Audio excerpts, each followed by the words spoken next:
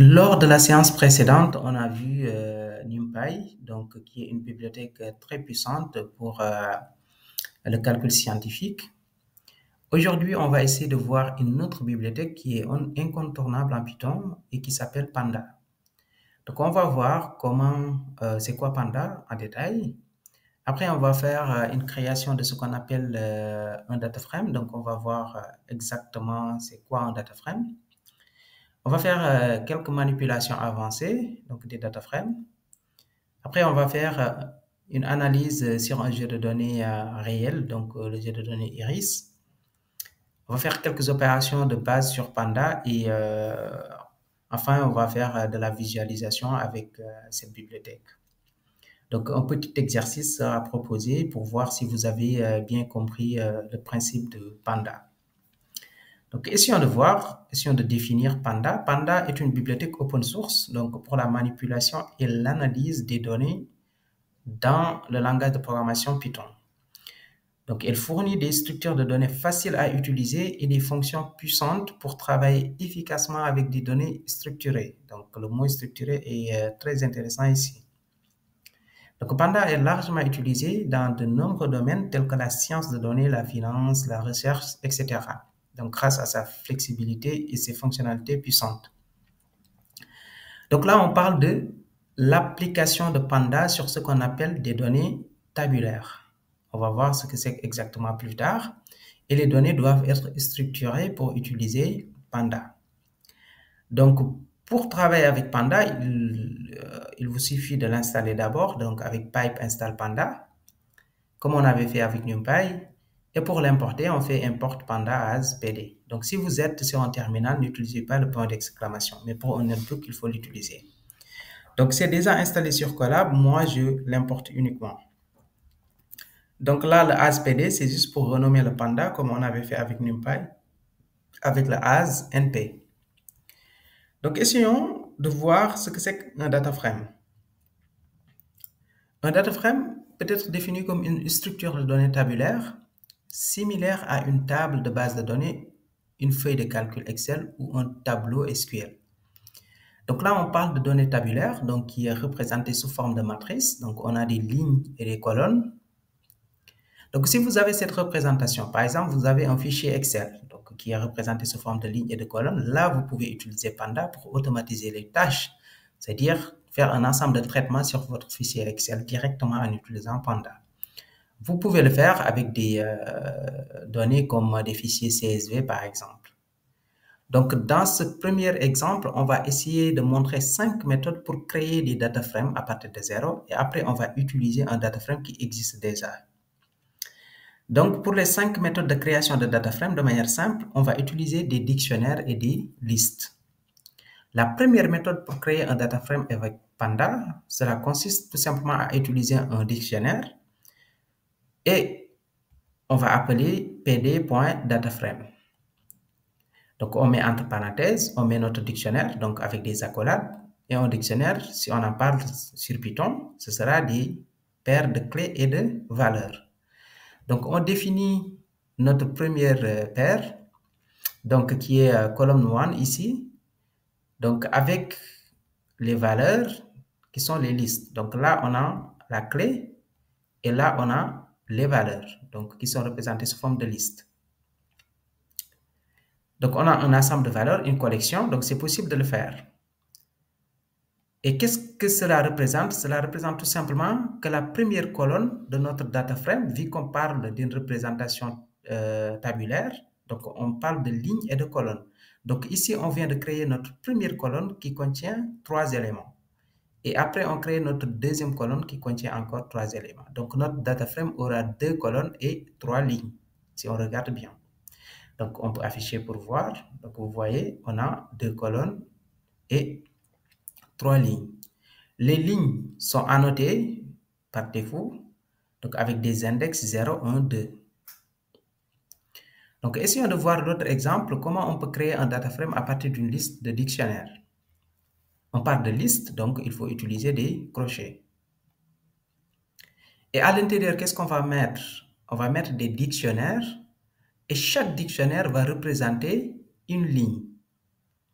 Donc, si avec le dictionnaire, chaque élément représentait une colonne, mais avec la liste, chaque élément va représenter une ligne. C'est un peu l'inverse.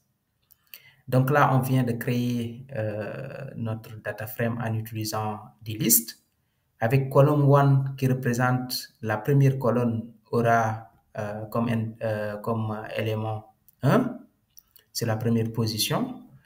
Pour la deuxième colonne, son premier élément sera 5.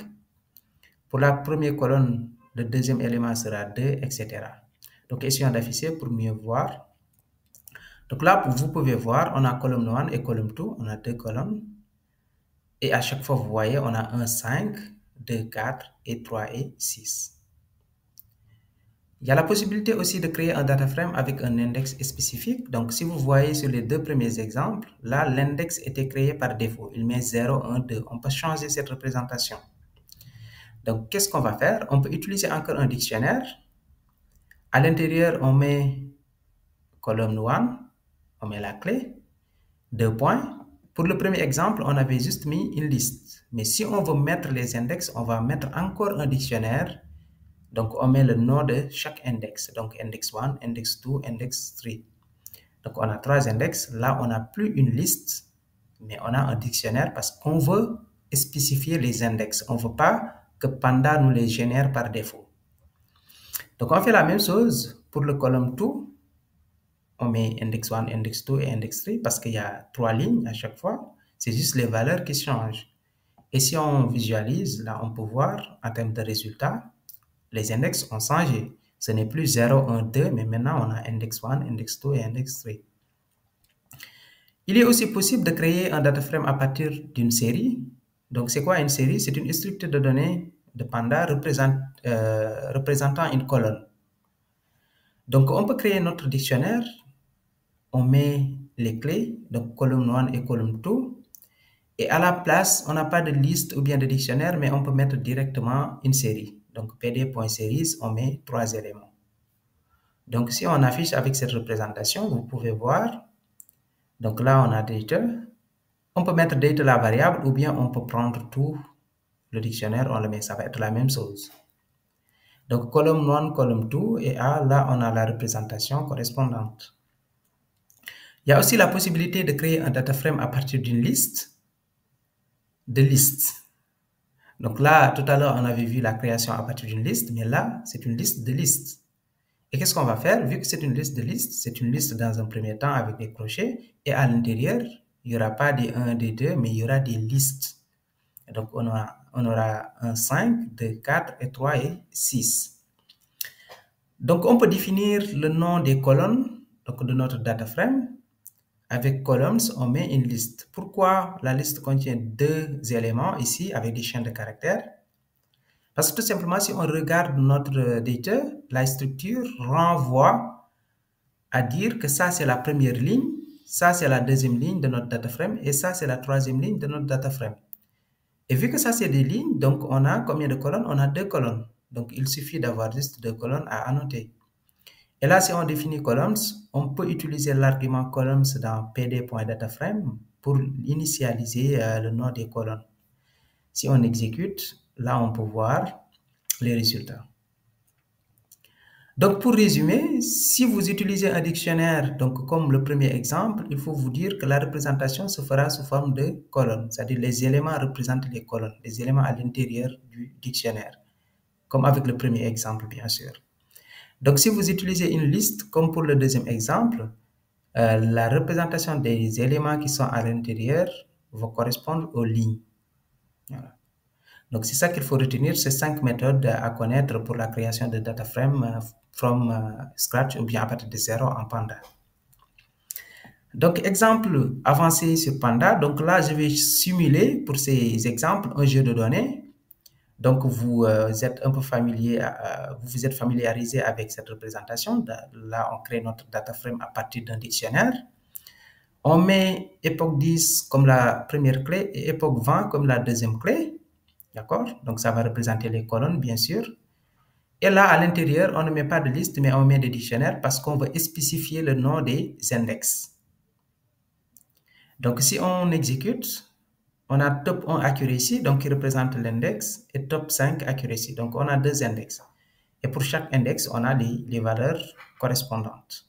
Donc là, on vient de simuler un data frame. Donc, avec, comme si on était dans le machine learning, donc on a créé un modèle et accuracy, c'est juste pour faire de l'évaluation. Donc, top 1 accuracy, c'est des mesures pour évaluer le modèle qu'on a créé. Donc, on va simuler ces jeux de données pour voir. Donc, on peut faire la transposée de notre data frame en utilisant le pointé, df.t, parce que notre data frame s'appelle df. Et si on le fait, vous voyez bien que c'est top 1 accuracy et top 5 accuracy qui sont les index, et époque 10, époque 20 qui sont les colonnes. Donc, ça va s'inverser.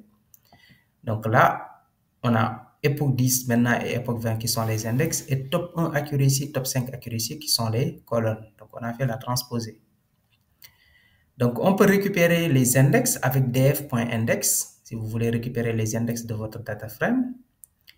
Si vous voulez récupérer les colonnes, autant pour moi, vous faites df.columns.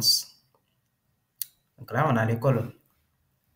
Donc, on peut éliminer les index parce que là, il considère, s'ils utilisent époque 10 et époque 20, vont être considérés comme des index, donc ne feront pas partie de la représentation du data frame. Donc, c'est juste des index en fait. Voilà. Si vous voulez faire des manipulations, les index ne vont pas être pris en compte. Donc, qu'est-ce qu'on va faire ici? On peut faire reset index, et si on le fait, vous voyez, maintenant, il crée 0 et 1 comme index. Époque 10, époque 20 ne représente plus des index ici, mais il a créé une colonne qui s'appelle index et il met époque 10 et époque 20. Maintenant, les index ne sont plus époque 10 et époque 20. Ils font partie, bien sûr, du data frame maintenant. Et si on fait df.index, vous pouvez voir, il nous dit start 0, stop 2, et step 1, pour dire que c'est 0 et 1. Donc, ce n'est plus époque 10 et époque 20, comme on avait ici. Comme ce qu'on avait ici, donc ce n'est plus la même chose. Donc, après cette représentation, qu'est-ce qu'on peut faire encore? On peut utiliser pd.melt. Et l'objectif de pd.melt, c'est pour avoir une autre structure de notre data frame. C'est pour changer la représentation. Parce que là, si vous regardez bien, on a époque 10, top 1 accuracy qui est égal à 0.67. Époque 10, top 5 accuracy qui est égal à 0.90. Donc, on peut changer la représentation de telle sorte que époque 10 va se répéter, c'est-à-dire on aura époque 10, top 1 accuracy, c'est combien? On aura encore époque 10, top 5. On peut faire un croisement pour être plus simple sur l'explication. Donc, je vais exécuter d'abord et puis on voit, voilà, qu'est-ce que ça va donner. Donc là, on a défini id var qui représente notre index. Donc l'index, c'est cette colonne qui se trouve là. Donc, qu'est-ce qu'on se dit? On dit value var, donc top 1 accuracy et top 5 accuracy vont être dupliqués. Donc, on va casser la représentation pour ne plus avoir uniquement top 1 accuracy et top 5 accuracy qui vont être sur les colonnes, mais on va les utiliser comme des valeurs de notre data frame. Donc, si vous regardez bien, ce n'est plus des colonnes, mais maintenant, c'est des valeurs à l'intérieur du data frame. Donc, il y aura des croisements. Donc, époque 10 et top 5 accuracy, il y a la mesure correspondante, donc la métrique. Donc, ici, c'est représenté par accuracy parce que c'est nous-mêmes qui avons donné le nom accuracy ici. Et ici, vu qu'on n'a plus cette colonne, ça, c'est des valeurs. Donc, on peut donner le nom pour dire accuracy type. Donc, cette représentation, ce type de manipulation peut être très intéressant parce que parfois, on voudrait faire des visualisations plus approfondies. Donc là, je vais donner un petit exemple de visualisation. Donc, supposons qu'on voudrait visualiser suivant accuracy type. Donc, pour la visualisation, on va voir de manière plus détaillée avec Seaborn dans la séance suivante. Mais là, si on exécute, vous pouvez voir, on a une représentation très simple à lire avec époque 10 on a ce qui correspond à top 1 accuracy et top 5 accuracy avec des couleurs. Et époque 20, on a ce qui correspond aussi à top 1 accuracy et top 5 accuracy. Donc, il y a la possibilité, par exemple, de récupérer l'accuracy uniquement. Donc, si on veut récupérer l'accuracy sur notre data frame, on fait df accuracy. Si on veut récupérer le premier élément de l'accuracy, on fait df accuracy 0. Donc, le premier élément, c'est toujours à la position 0. On peut faire du slicing pour récupérer un ensemble d'éléments. Donc, df accuracy, les éléments entre 0 et 3. Et là, on peut récupérer accuracy et accuracy type. Donc, on peut récupérer deux colonnes. Ça va nous retourner un sous-data frame. D'accord? À partir de là, on peut faire de l'indexing. Donc, ça ne va pas marcher. Donc, si on applique l'indexing, autant pour moi. Donc, ça marche pour tout ce qui est NumPy, mais ici, ça ne va pas marcher directement. Voilà. Pourquoi? Parce qu'en fait, on n'a pas un seul élément. Ici, on a plusieurs éléments. Donc, vous avez deux colonnes. Donc, ça peut marcher dans ce contexte. Et qu'est-ce qu'on peut faire pour résoudre ce problème? Donc là, on fait le slicing. Le slicing peut marcher donc dans ce cas. Mais c'est l'indexing qui pose problème. Donc, pour faire de l'indexing directement, il faut utiliser des méthodes de iLog ou bien log. Donc, iLog, il faut leur donner des valeurs numériques. Donc, on récupère, voilà, comme si on fait le slicing, les éléments, les lignes entre 1 et 3. Et pour l'autre représentation, on a les colonnes entre 0 et 2, qui sont exclues, bien sûr, le 3 et le 2. Donc là, on peut faire le iLog avec des valeurs numériques. Mais si on veut récupérer à partir des colonnes, par exemple, là, on peut spécifier les lignes et on récupère à partir des colonnes. Donc, ce sont ces deux représentations qu'il faut valoriser avec Panda, mais pas l'indexing en utilisant cette approche. Ce n'est pas trop conseillé. Qu'est-ce qu'on peut faire à côté? Donc, on peut faire un filtre. Donc, on peut faire df accuracy pour récupérer uniquement les lignes qui sont supérieures à 0.7 et après, on les affiche sous forme de data frame. Donc, si vous regardez ce sous-data frame, vous avez que des accuracies supérieures à 0.7. Donc, on peut faire un group by. Donc, on peut grouper suivant les accuracy type. Parce que si vous regardez notre data frame, là, sur le data frame, donc je vais remonter. Là, si vous regardez, donc accuracy type, il y a top 1 accuracy et top 1 accuracy. Donc, on peut grouper pour prendre uniquement ces deux lignes à part. Et après, on prend ces deux autres lignes à part, le top 5 accuracy et top 5 accuracy. Donc là, il faut utiliser le group by. Et sur le group by, qu'est-ce qu'on aura? Si on exécute, là, on vient de créer un ensemble de groupes. Et pour récupérer le top 1 accuracy, par exemple, donc on a groupé suivant accuracy type, on fait get group. Donc là, on récupère uniquement les top 1 accuracy. Donc, essayons de voir un exemple beaucoup plus concret sur le jeu de données Iris. Donc, pour utiliser Iris, vous pouvez exécuter ce bout de code. Donc, le jeu de données qui existe sur Kaggle, on le télécharge. Puis, on va utiliser pd.read.csv. Donc, on donne le lien où se trouve le jeu de données. Le jeu de données s'appelle iris.csv. Ici, iris.csv. Donc, pour le charger, on utilise read.csv. Si c'était du Excel, ça va être read. Donc, je vais montrer d'abord là pour le read. Donc, on peut faire read. Donc là, vous voyez un ensemble de possibilités. Donc, read Excel, si c'était un fichier Excel, un fichier HTML, les ISON, voilà, vous avez un ensemble de paquets de types de fichiers que vous pouvez lire. Donc, suivant l'extension, vous utilisez l'approche appropriée. Donc, ici, j'ai un fichier CSV, donc je vais lire avec read CSV. Et je fais head pour afficher les 5 premières lignes. Donc, je mets 5 pour afficher les 5 premières lignes. Donc là, vous voyez notre jeu de données qui contient des colonnes et là on a affiché juste les 5 premières lignes. On peut supprimer une colonne, donc avec l'index ID, si ça ne nous intéresse pas, ID ne représente pas grand chose, on peut le supprimer. Comment on va faire? On fait iris.df, c'est notre jeu de données, ou bien notre data frame. On fait drop ID, on lui donne la colonne, axis 1 pour dire qu'il va supprimer toute la colonne, donc ligne par ligne. Et inPlace égale true, c'est pour ne pas retourner un nouveau data frame, mais changer le iris.df directement. Donc, quand on a fini de supprimer, on peut afficher encore avec le head pour voir. Et là, vous voyez, on n'a plus de ID. On peut faire de l'analyse, donc on peut afficher le shape comme on avait fait avec NumPy. Donc, on a 155 pour dire on a 150 lignes sur le data frame et 5 colonnes. On peut récupérer uniquement les variables numériques. Donc, pour récupérer les variables numériques, il faut faire, par exemple, ici, on veut faire une description. On veut décrire les variables numériques, donc avoir les statistiques. Donc là, on peut mettre .describe, exclude, donc on exclut les O. Donc O pour dire les variables catégorielles ou object.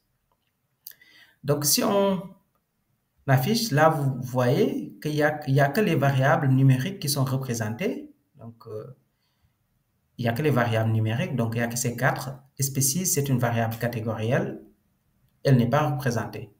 Donc là, on peut avoir count, le nombre d'éléments, le mean, la moyenne. Vous avez l'écart type ici, le std. On a min aussi pour le plus petit élément. Le premier quartile, le deuxième quartile, donc pour la médiane, et le troisième quartile. Et après aussi, on a le max. Donc, vous pouvez regarder s'il y a des NaN, donc des données manquantes sur votre jeu de données. Donc, c'est très intéressant parce que le plus souvent, le jeu de données ou bien le data frame n'est pas assez nettoyé, donc il peut avoir des valeurs manquantes. Donc, vous faites .is nul, donc pour récupérer toutes les valeurs manquantes. Après, vous faites .sum, il va l'appliquer sur colonne par colonne. Donc là, on n'a pas de valeur manquante, c'est 0 partout. Donc, on peut faire aussi pour select des types. Donc, on peut récupérer, si on veut récupérer uniquement les variables numériques, on fait select des types, on récupère, donc exclude O pour object, donc on exclut les variables catégorielles. Et là, on applique .min pour avoir la moyenne sur chaque variable numérique. Donc là, si vous regardez bien, on n'a que les variables numériques et là, on a la moyenne. Donc, on peut faire aussi la corrélation. Donc, dès qu'on récupère toutes les variables numériques de notre jeu de données, on peut appliquer core pour correlation. Donc, là, si on exécute, vous voyez la corrélation entre les variables numériques de notre jeu de données. On peut appliquer aussi d'autres types d'opérations, donc avec le group by. Donc, si vous voulez grouper, comme on avait fait tout à l'heure, donc suivant la colonne species, donc on peut le faire et get group parce qu'il y en a trois espèces, si vous regardez ici. Donc là, on en a 3 sur species. Il y a 3 types d'espèces possibles avec iris. Donc, on peut utiliser group by et après, on affiche. On récupère uniquement la catégorie iris setosa. Donc, on peut faire aussi une représentation one-hot pour ceux qui font plus du machine learning. Donc là, qu'est-ce qu'on va utiliser? Si on fait pd.getDummies, donc là, vous regardez, il a rajouté 3 colonnes. Donc, il a transformé les species, donc ici, et il a donné une autre représentation. Sur la représentation, on a quoi? Ce qui appartient à setosa, donc il y a 3 catégories possibles sur species. Si vous appartenez à setosa, il vous met true, false et false. Donc, pour dire que vous appartenez uniquement là. Si vous appartenez à versicolor, il vous met true ici et false dans les deux. Donc, c'est ça la représentation one-hot. Qu'est-ce qu'on peut faire encore? On peut transformer parce qu'on avait iris setosa, iris versicolor ou bien iris virginica. On peut dire on veut avoir des valeurs numériques, donc 0 pour iris setosa, 1 pour versicolor et 2 pour virginica.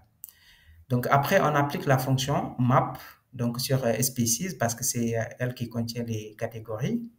Et si on l'applique, vous voyez, on n'a plus de setosa, tout ça, donc on a cette représentation 0, 0 ou bien 1 si c'est iris versicolor. Voilà, donc là, on a conservé species, mais on peut le supprimer.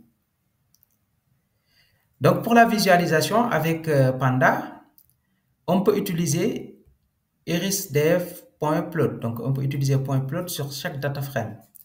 Et là, si on va afficher les scatters, donc suivant les deux variables numériques, x et y, on le donne, on l'applique, donc on a notre scatter. On peut faire la même chose, donc on peut appliquer les scatters, mais en faisant des couleurs, donc suivant les catégories. Donc, on a défini species code.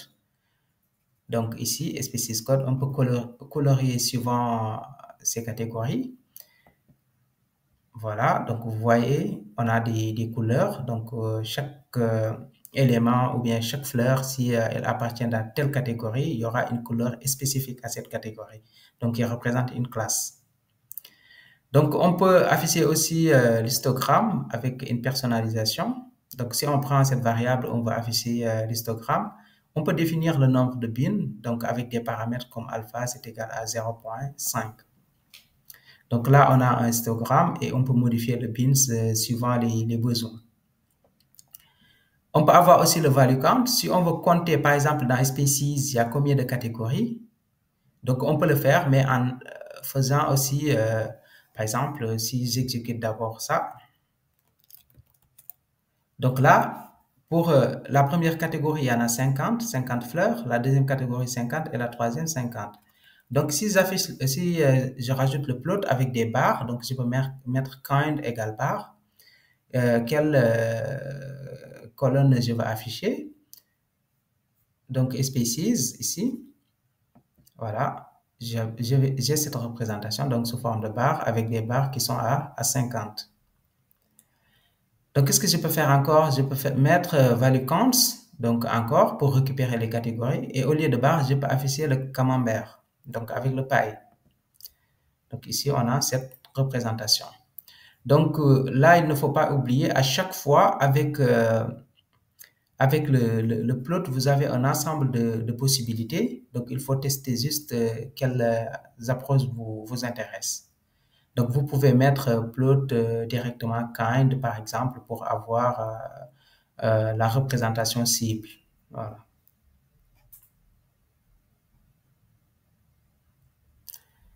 Donc, enfin, un petit exercice. Si vous voulez essayer de savoir si vous avez compris le principe, essayez de prendre cet exercice, vous mettez en pause.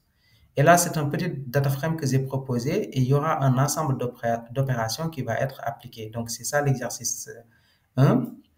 Et l'exercice 2, donc c'est un autre data frame. Et là, vous avez encore un ensemble de questions qui sont vraiment intéressantes parce que c'est une application directe de ce que je viens de montrer ici. Donc, c'était tout pour cette vidéo et merci de l'avoir suivi et à la prochaine pour l'introduction sur les outils de visualisation comme Matplotlib et